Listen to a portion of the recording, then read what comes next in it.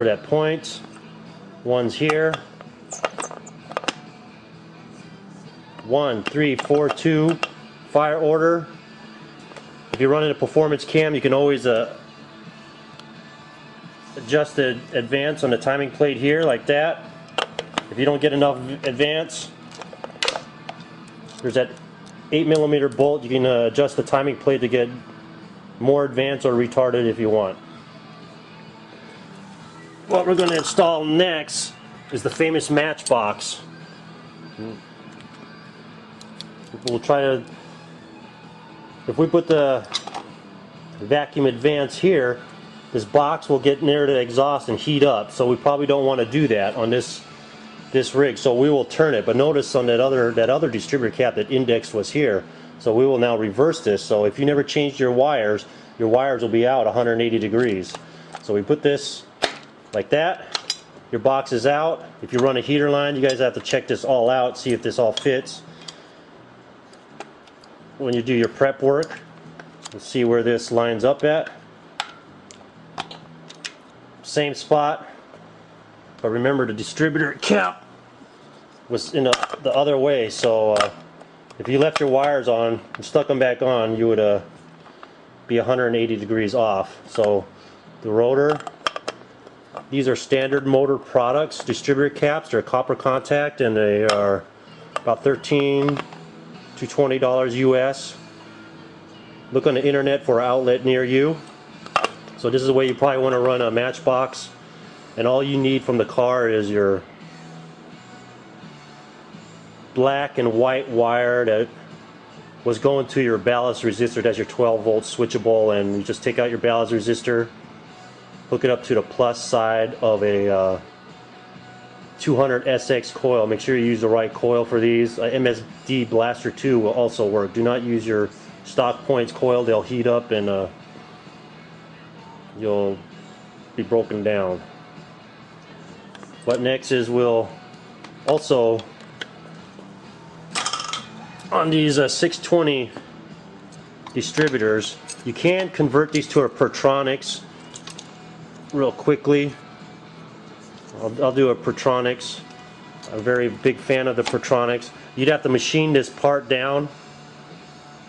I don't know if you can do it with this. You might have to pop this plate out and take it off apart and take it to a machine shop so that magnet ring in the kit slips over there and you got an electronic distributor. Make sure the bushing, especially on the points, they don't bounce up and down. That causes it to look like a bad condenser if you're blowing up mufflers.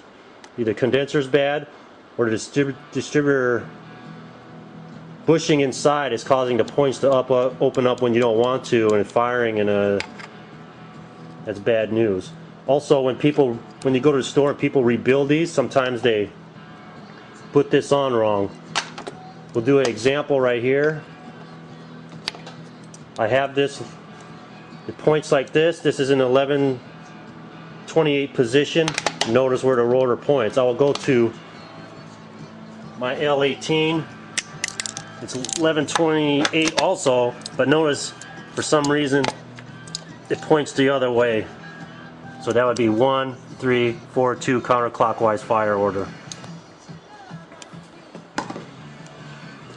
What I'll do now is put a L16 SSS. Got this from Motorsports.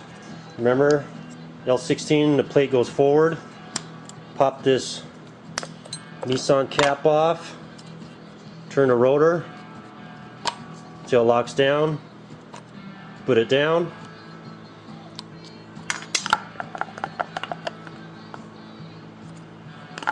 Cap goes on like this. The rotor's pointing there. So it turns counterclockwise, so it looks like it's a little advanced. Probably, no, I got this off here.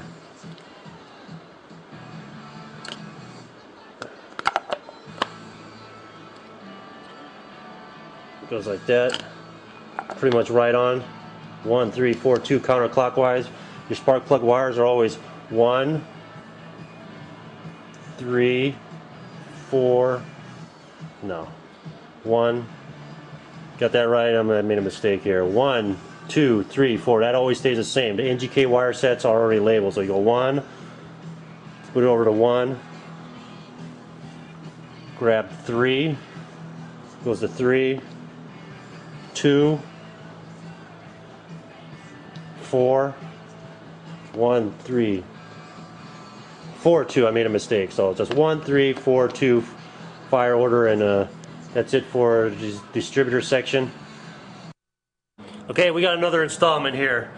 We're going to do valve adjustment. When you put your head on and get everything lined up and you're sure you got your distributor on, what you need to do is adjust your valve lash, because sometimes your car still won't start, especially if you got a head from somewhere else.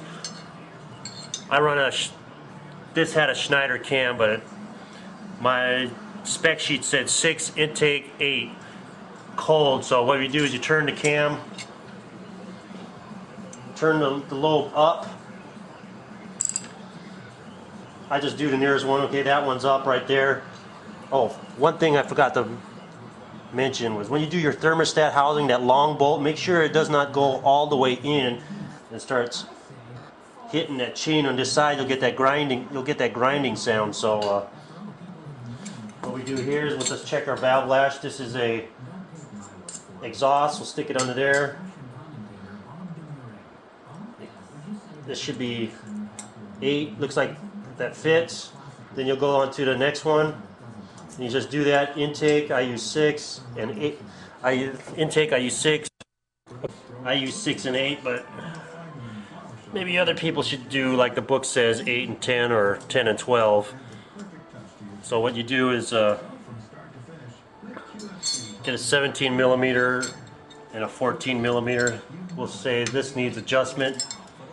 You get your 17, try to get it in there. Probably should get a thin wrench kit, but it doesn't really bang it. I use a hammer. Bang it loose. Get this, and you will turn it up or down to get your gap right underneath there. And then using your 17, you might have to hold this and then tighten it down because it might follow. The 14 millimeter might follow. I've seen people say they got it turned all the way up and it's not hitting the valve lobe, the cam lobe, the rocker arm's not hitting. So maybe a lash pad fell out of the retainer. So always check that if you've got a lot of valve noise. If you got valve noise, always look into that as soon as possible. And if you run an aftermarket, especially a regrind, sometimes if they grind too much off, it gets soft. And or if you use a used rocker on a new cam, they'll eat them right up sometimes. And don't use those made in USA rocker arms. They're sold under Sealed Power. I know some of them are. Some are half and half Japanese. So if you order them in and you have made in USA ones, don't run them.